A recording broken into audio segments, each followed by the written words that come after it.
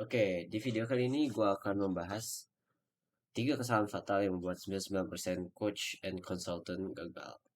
Oke, let's just jump right into it. Pertama, itu ada positioning. Oke, positioning di sini adalah kalau kalian mengeneralisir spesialisasi kalian atau keahlian kalian, itu kalian salah besar. Oke, di sini kita bisa lihat alokasi waktu coach yang sukses dan coach yang tidak. Oke, di sini, alokasi waktu yang coach yang tidak, itu mereka fokus pada layanan klien sebesar 80%, administrasi 15%, marketing 5%. Harusnya yang benar adalah layanan klien itu sekitar 40%, marketing and sales 40%, dan administrasi 20%. Oke. Kenapa hal tersebut?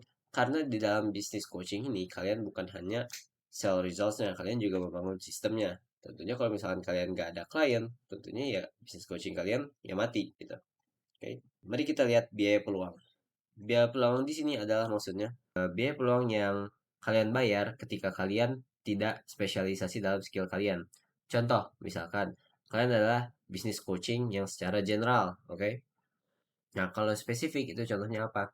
Oke, saya mengajarkan bisnis tentang misalkan how to make automations with onboarding AI a SaaS B2B company gitu. Oke, contohnya itu. Oke, ada misalkan contoh lain, misalkan, oke, saya, nah contoh umum, saya mengajarkan kepada klien bahwa untuk turun dua turun badan itu memerlukan diet ini, oke. Nah, contoh spesifikasinya, saya adalah coach penurunan jumlah berat badan dalam 20 kilo dalam 6 bulan dengan nutrisi diet X, Y, Z, oke, kayak gitu.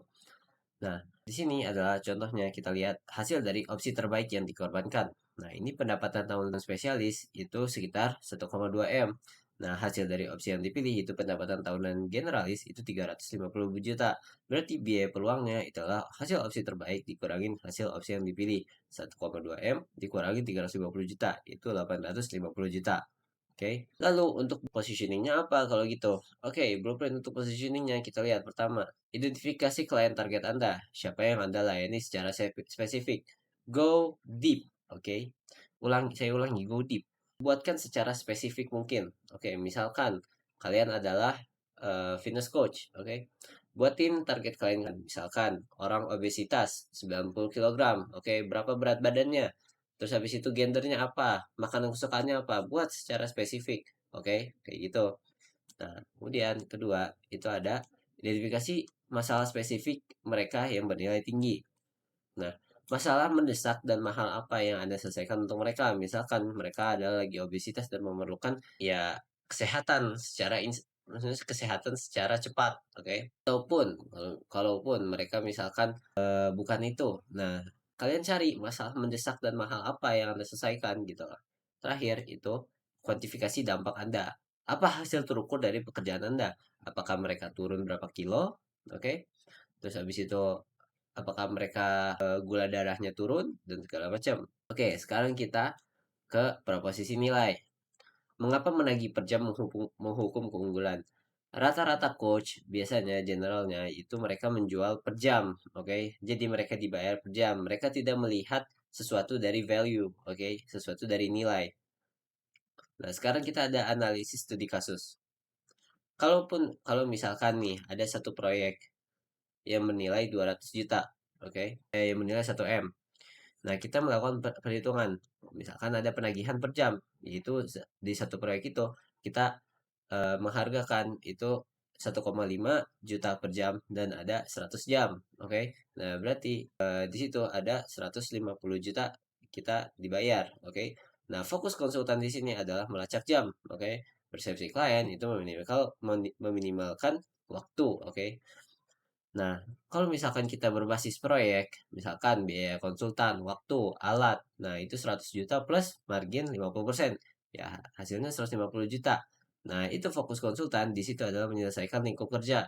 Nah, harganya itu tetap untuk tugas karena ya berdasarkan proyek. Nah, beda kalau misalkan berbasis value, oke. VBP adalah value based pricing. Nah, misalkan 10% dari nilai 2 miliar yang diciptakan untuk klien, oke. Nah, 10% dari 2 miliar itu 200 juta. Nah, itu memberikan hasil.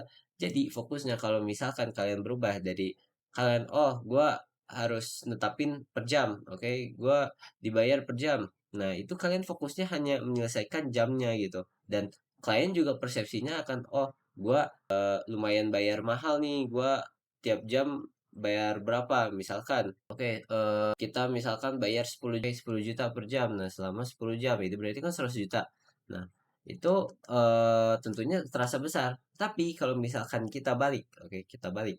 Kita kasih value based pricing di mana 100 juta tersebut itu kalian deliver value, di mana kalian bilang, oke, Anda membayar 100 juta, dari 100 juta Anda bisa memperoleh kemungkinan ROI itu sekitar 10 kali lipat. Nah, itu atau 1M. Nah, itu akan persepsinya berubah dari waktu menjadi value. Oke.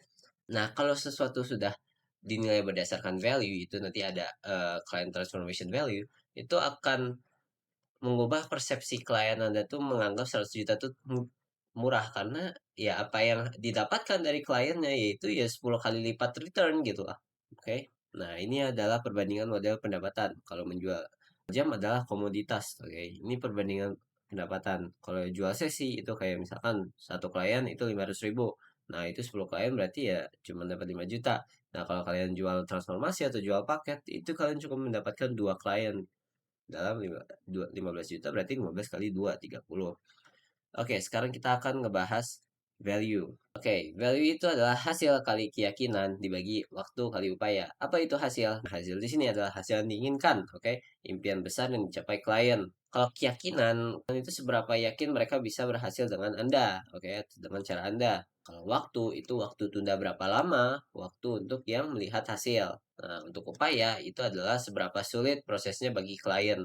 Nah, di sini untuk memperbesar value, kalian bisa memperbesar hasil dan keyakinannya dan mengecilkan waktu dan upaya. Contoh, oke, kalau Anda membayar 15 juta kepada saya, misalkan kalian punya fitness coaching program, oke. Kalau kalian membayar 15 juta, itu kalian akan mendapatkan, misalkan hasilnya apa? Turun 30 kilo misalkan, atau 20 kilo. Dalam berapa bulan? Dalam X bulan. Kalian tentukan waktunya, agar waktu tundanya itu berapa lama waktu untuk melihat hasilnya, itu makin singkat, makin bagus. Nah, terus abis itu keyakinan tercapai, seberapa yakin. Nah, dia sih di sini diyakin itu ada faktor namanya social proof. Ya, bukti-bukti misalkan dari bukti Anda sendiri. Anda mungkin pernah diet dengan metode Anda. Berapa? Misalkan dari turun 20, misalkan dari 90 jadi 70, ya kalian tunjukkan. Oke, agar klien yakin. Terus upaya dan pengorbanan seberapa sulit prosesnya. Nah, ini kalian atur-atur aja kalian seberapa sulitnya tuh ya kalian mau manual, kalian ngelakuin done for you atau do it yourself gitu loh.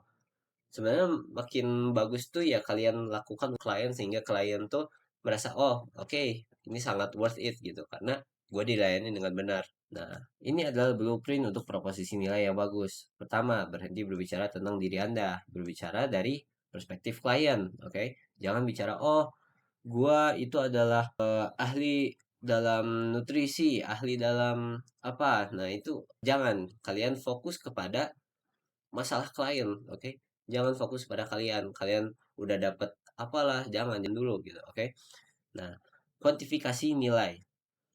Di sini nilai misalkan apa yang kalian dapatkan, apa yang klien kalian dapatkan itu dikuantifikasi dan dikasih, oke, kalian kalau misalkan bekerja sama dengan saya, kalian berpotensi mendapatkan segini, oke. Hargai klien bukan proyek. Oke. Nah, di sini maksudnya adalah kalian fokus kepada mendeliver value kepada klien kalian. Oke, bukan fokus kepada oke, ini proyek gua dapat berapa bla bla bla bla bla. Enggak, bukan, jangan. Kalian fokus pada menghasilkan value sebesar mungkin gitu. Oke, selanjutnya ada akuisisi klien, oke. Di sini kesalahan pemula adalah cara pemasaran yang sia-sia sehingga menghasilkan kegagalan akuisisi klien. Kita coba lihat analisis studi kasus. Oke, ada corong A dan ada corong B. Oke, sama-sama anggaran pemasarannya 20 juta. Nah, tapi di sini adalah kesalahannya adalah di penargetan. Yang A itu iklannya luas, tidak fokus. Kalau yang B itu konten dan iklan spesifik untuk niche, lebih bagus lagi hyper spesifik. Nah, ini ada puncak corong. Nah, di puncak corong itu adalah biasa disebut top of funnel. Nah, di top of funnelnya itu karena dia luas, ya dia bisa dapat 10.000 pengunjung situs web. Nah, tetapi sebaliknya kalau yang di B dengan karena dia fokus itu dia hanya mendapatkan 1.000 pendaftar webinar, tapi dia sangat berkualitas. Itu berkualitas. Nah, terus di sini ada middle of funnel. Di middle of funnel di sini itu mereka konversi 1%, oke?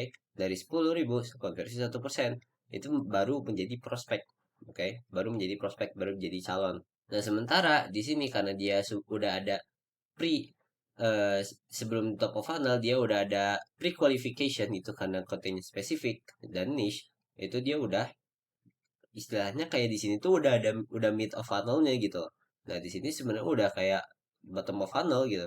Nah, di sini konversi 18% ke aplikasi itu 180 pelamar. Di sini eh udah sangat antusias orang-orang untuk bekerja sama dengan Anda. Oke. Okay? Nah, 18% dari 1.000 ada 180.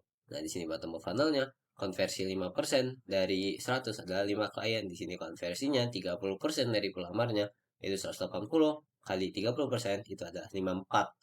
Jadi di sini kita mendapatkan 54 klien, di sini mendapatkan 5 klien.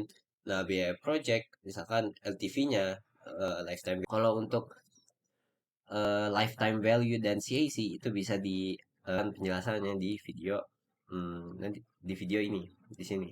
Nah, di sini total pendapatannya itu kali 15 kali 5 yaitu 75 juta. Sementara kalau di sini karena berbasis nilai ya katakanlah bukan 100 juta, katakanlah sama-sama 15 gitu. 15 kali 54 juga sudah besar. 15 kali 54 ya 500 juta lebih gitu loh. Kalian bisa lihat biaya akuisisi klien itu misalkan tadi 20 juta bagi 5, oke dapatnya cuma 5 klien di bottom of funnel. Oke, kalian kalau untuk menghitung CAC atau customer acquisition cost itu lihatnya di bottom of funnelnya berapa kalian dapat berapa klien. 20 juta dibagi 5 ya cuma 4 juta. I mean 4 juta gitu. Itu gede. Nah, sementara di sini 20 juta dibagi 54 itu 370 berarti customer acquisition cost itu sangat kecil. Nah, di sini rasio LTV dibanding CAC ya tentunya 3,75 banding 1 masih sehat ya. Cuman dibanding 270 banding 1 ya kalian bisa lihat mana yang lebih scalable dan lebih ya sukses gitu lah. Nah, ini bagusnya itu kalian nge-track berapa LTV kalian atau ada lifetime value atau CLV itu customer lifetime value sama aja. Dan CAC kalian customer acquisition cost. Nah, bisnis yang sehat itu setidaknya 3 kali lifetime value dibanding client acquisition cost. Oke, ini blueprint untuk proposisi nilai yang sukses. Pertama, buat magnet prospek bernilai tinggi, high value lead magnet. Maksudnya apa high value lead magnet? Yaitu ya tadi kontennya harus spesifik, harus niche agar kepada kalian dari ads-nya itu adalah yang udah terkualifikasi. Itu namanya pre-qualification. Terus habis itu bangun urutan pemeliharaan atau nurture sequence. Misalkan ya nurture sequence orang-orang beda-beda. Nah, di sini misalkan di fitness industry, oke, kalian buat konten, terus gabung komunitas. Dari komunitas itu kalian bisa, nah, kalian kasih nilai-nilai, kalian kasih value, dan terus habis itu baru habis itu jadi klien. Bisa juga dari misalkan dari konten, terus habis itu Gmail, email marketing dari email. Nah, terus habis itu misalkan webinar dulu. Nah, habis dari webinar baru klien. Nah, tergantung, oke. Beda-beda industri, beda cara urutan pemeliharaannya. Terapkan gerbang kualifikasi. Oke, okay? Nggak semua audiens itu bagus gitu. Oke, okay? Kalau tujuan kalian adalah untuk bisnis, itu nggak semuanya itu bagus. Oke, okay? 100 atau bahkan 10 orang yang berkualitas dibanding 1.000 orang itu lebih bagus. Terus di sini adalah optimalkan untuk konversi.